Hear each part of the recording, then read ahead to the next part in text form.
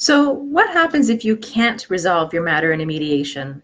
So maybe it's something to do with the parenting plan, or maybe it's an issue with property division, maybe it's the value of one of your businesses, and you just can't agree. So you will go into that mediation with, although it might not be a my way or the highway attitude, it's maybe a principled position in that it's the principle of the matter, and I believe that either this particular value is the right value, or I believe that this particular schedule is the right schedule, and no matter what the other person says, I am convinced that my position is right, and I don't believe that I need to compromise because that's the right position.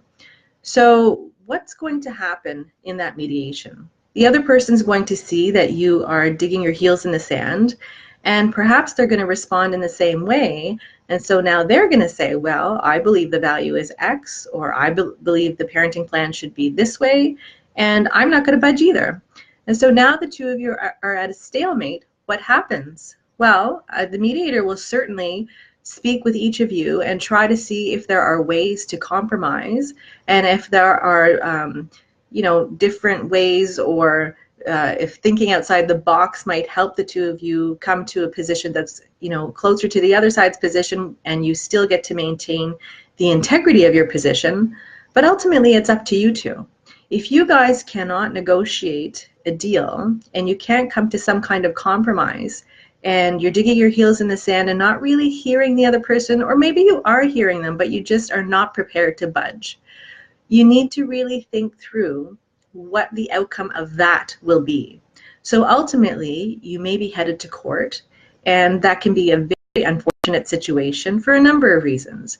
One is it's going to be very stressful. That's a given. We all know that. Two is it's very time consuming. The court system is backlogged, and you may want to get this thing resolved today or in the very near future. It could go on for years before you actually get this thing resolved, because it's not just a matter of showing up to court and I see the judge and we're done. There will be conferences, multiple conferences, there may be a motion or two, there will be a lot of things to get through and different steps in the process before you actually get to the day where you get a judgment. And then you want to think through the cost. It is extremely expensive. So you are paying potentially a lawyer to represent you. That means paying them for the time it takes for them to prepare for your case, including preparing documents. You're also paying for the time that it takes for you to speak with the lawyer and explain to them what your situation is, give them all the information they need. And then you're paying them to attend court. And when you go to court, you don't always have a specific time for you specifically. Sometimes you have to wait until the judge calls you. So now you're spending money on paying the lawyer to be in the court building, waiting until they call you and it's your turn. You can imagine how expensive that could be. That could be thousands and thousands of dollars. So when you're in that mediation room or preparing for the mediation, think through the different alternatives and what could happen if you don't agree. So now you're thinking again about the stress, the time, the money it's going to take if you go to court. What's even more scary is you run more risk when you go to court, because you don't know what the judge's perspective is going to be that day. You don't know which judge you're going to get, and you don't know if you're going to win. Even if you think your case is really solid and that it's a slam dunk, nothing is ever a slam dunk in court. So imagine you think you should be winning, things 1, 2, and 3. You go to court, maybe you win some of that, maybe you don't win at all. Maybe you do win everything that you're gonna ask for, but you don't know. It's risky because you never know what the judgment's going to be. And worst of all, you have now left the decision for things in your life to a perfect stranger that knows nothing about your life, nothing about your children, and nothing about your situation. But they get to decide how you're going to move forward in your life during and after your divorce. Is that really what you want? In a mediation, the two of you are in control over what happens.